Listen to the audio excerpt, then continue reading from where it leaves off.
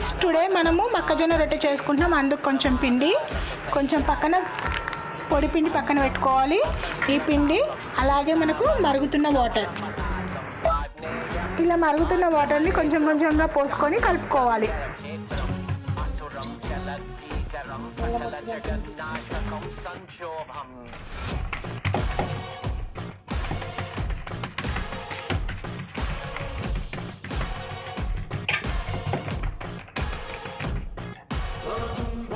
ఇలా ఈ చపాతీని చేసుకొని ఇలా టర్న్ చేసుకొని ఈ పెంక మీద, వేడిగా ఉన్న పెంక మీద వేసుకోవాలి. ఇక్కడ చూడండి ఫ్రెండ్స్, మనకు జొన్న రొట్టె ఎంత బాగా పొంగుతుందో. ఈ టర్న్ చేసుకున్న చపాతీని ఇలా ఒక 2 times కాల్చుకుంటే సరిపోతుంది. ఎంతో ఈజీగా మొక్కజొన్న చపాతీ రెడీ.